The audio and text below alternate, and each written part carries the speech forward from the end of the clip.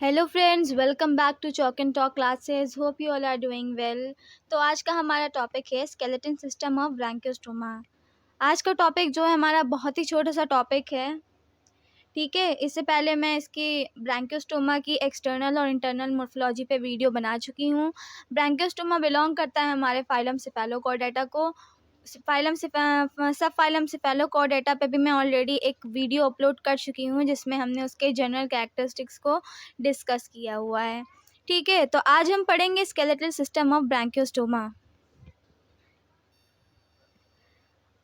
बात करें अगर ब्रैंकियोस्टोमा के एंडोस्केलेटन की, तो फिर यहाँ पे जो है कोई भी कार्टिलेजेस या फिर बोनी स्ट्रक्चर्स नहीं प्रेजेंट होते हैं। यहाँ पे सिर्फ जो उसकी मसल्स होती हैं उसकी थिकनिंग की वजह से जो स्ट्रक्चर्स डेवलप होते हैं उनको हम एज अ एंडोस्केलेटन मान लेते हैं। ठीक है, यहाँ पे एक्सोस्केलेटन जो होता है वो एब्सेंट होता है।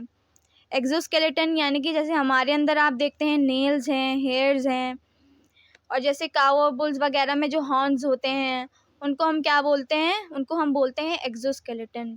और एंडोस्केलेटन क्या होता है? एंडोस्केलेटन होते हैं बोनी स्ट्रक्चर्स। जैसे कि हमारे अंदर जो स्केलेटन प्रेजेंट है, बोन्स प्रेजेंट हैं, वो कहलाता है एंडोस्केलेटन। उसी तरह से अब हम बात करेंगे ब्रैंकियोस्टोमा में जो स्केलेटन स्ट्रक्चर्स पाए जाते हैं उसके बारे में। ठीक है, यहाँ पे जैसा कि मैंने बताया कोई भी कार्टिलेजेस या फिर बोनी स्ट्रक्चर्स नहीं प्रेजेंट होते हैं, उसकी जगह पे कुछ थिक स्ट्रक्चर्स प्रेजेंट होते हैं जिसके बारे में अभी हम आगे बात करेंगे।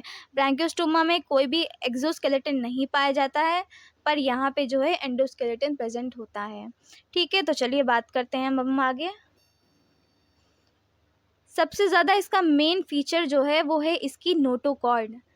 जैसा कि हमने बताया था आपको कि ब्रैंकियोस्टोमा को हमारे एम्फिओक्सिस जो है उसको फाइलम कॉर्डेटा का ब्लूप्रिंट माना गया है।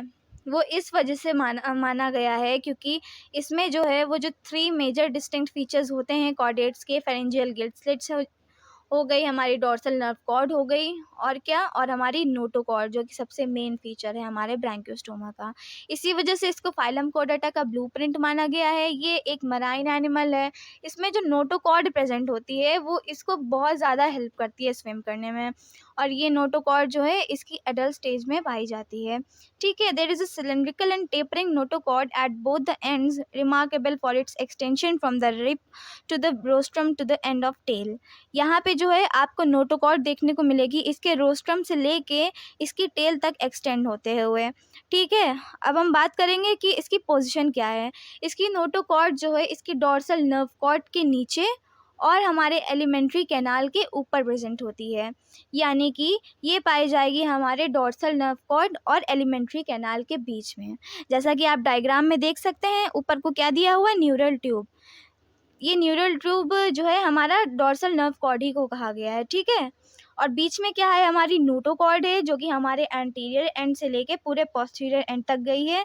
जो डार्क ग्रीन में दिखाई गई है वो है हमारी नोटोकॉर्ड। ठीक है, इसके नीचे क्या प्रेजेंट है? इसके नीचे प्रेजेंट है हमारा एलिमेंट्री कैनाल, यानी कि हमारी गट प्रेजेंट है। ठीक है, तो ये आपको क्लियर हो गई। ये बहुत ही इंपॉर्टेंट पॉइंट है कि हमारी जो ब्रैंकियोस्टोमा की नोटोकॉर्ड होती है उसकी पोजीशन क्या है। उसकी पोजीशन यही है, वो जो है हमारी डॉर्सल नर्व कॉर्ड के नीचे और एलिमेंट्री कैनाल के ऊपर, यानी कि इन दोनों के बीच में प्रेजेंट होती है। और कहाँ से कहाँ तक एक्सटेंड करती है? ये एक्सटेंड करती है हमारे रोस्ट्रम से लेके टेल तक, यानी कि हमारे एंटीरियर रीजन से लेके हमारे पोस्टीरियर एंड तक ये एक्सटेंड करती है। ठीक है, it is formed of large alternative fibrous and gelatinous vacuolated cells having the nuclei confined to its dorsal and ventral region। ये जो है हमारी alternate fibrous और gelatinous vacuolated cell से बनी होती है, जो कि सेगमेंट्स में अरेंज होती है इस तरह से। ठीक है, ये जो है having the confined to its dorsal and ventral region. ये जो है कहाँ तक कन्फाइन होती है? हमारे डॉर्सल और वेंट्रल रीजन तक कन्फाइन होती है। ठीक है, तो ये बात कर ली हमने नोटोकॉर्ड की। आगे देखते हैं। Around these cells is a structureless layer secreted by cells encloses in a notochord sheath of connective tissue। इनके अराउंड जो है एक लेयर सेक्रीट होती है सेल्स की, जो कि नोटोकॉर्डल शीथ से इनक्लोज होती है कनेक्टिव टिश्यूज के। ठीक है, notochordal sheath is produce dorsally into an investment for canal enclosing the central nervous system. ठीक है, hope this much is clear to you. Move करते हैं अपनी नेक्स्ट स्लाइड पे। अब बात करेंगे हम कुछ और स्केलेटल स्ट्रक्चर्स के बारे में, ठीक है। द फिन रे बॉक्सेस सपोर्टिंग द फिन। अब इसके लिए डायग्राम तो नहीं अवेलेबल है, बट मैं आपको इसी डायग्राम से बता दूंगी। जैसे कि हमारी फिन्स हैं यहाँ पे, कौन कौन सी फिन्स हमने देखी हैं। यहाँ पे डॉर्सल फिन, यहाँ पे हमारी डॉर्सल फिन प्रेजेंट होती है, एनल फिन प्रेजेंट होती है और कॉर्डल फिन प्रेजेंट होती हैं। ये जो है अनपेयर्ड कंडीशन में पाई जाती हैं, ठीक है। यहाँ पे जो है उनको सपोर्ट करने के लिए भी कुछ स्ट्रक्चर प्रेजेंट होंगे, तो हम उनको क्या बोलते हैं, हम उनको बोलते हैं फिन रे बॉक्सेस, ठीक है। Oral ring supported the oral hood and it's सिराए। यहाँ पे जो है आपको इसका जो ओरल हुड है उसमें एक ओरल रिंग मिलेगा जो उसके सिराए को सपोर्ट कर रहा होगा, जो हमारे ओरल हुड को सपोर्ट कर रहा होगा, ठीक है। Gill rod supporting the Gill bars of the gill slits.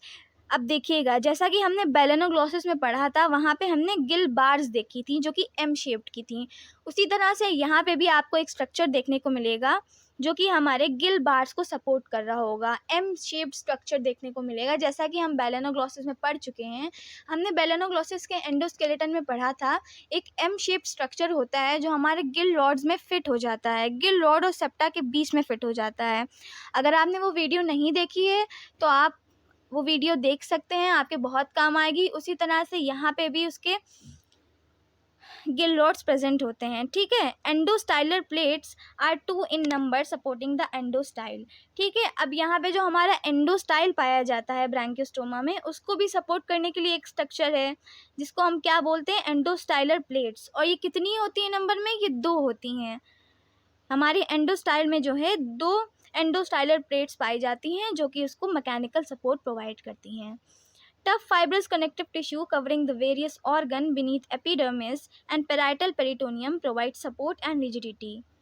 अब क्या है, इसके जो ऑर्गन्स हैं उन पे एक टफ फाइब्रस कनेक्टिव टिश्यू की लेयर पाई जाती है, एक कवरिंग पाई जाती है जो हमारे ब्रांकियोस्टोमा के ऑर्गन्स को प्रोटेक्ट करती है, ठीक है। उसमें से एक है हमारी पेराइटल पेरिटोनियम, वो भी प्रोटेक्ट करने का काम करती है हमारे ब्रांकियोस्टोमा के ऑर्गन्स को। और ये कहाँ प्रेजेंट होती है, ये हमारे ब्रांकियोस्टोमा के एपिडर्मिस के नीचे वाली लेयर होती है, ठीक है। इतना क्लियर है आपको।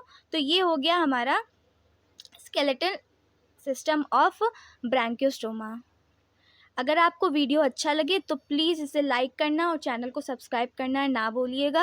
आप मुझे इंस्टाग्राम पर भी फॉलो कर सकते हैं, चॉक एंड टॉक क्लासेस के नाम से एक पेज है, आप वहां जाके मुझे फॉलो कर सकते हैं, जहां से आपको डेली अपडेट्स मिलेंगे और भी इसी तरह का बहुत अच्छा कंटेंट, रील्स वगैरह आपको प्रोवाइड हो जाएंगी, ठीक है। Till then, thank you, bye bye.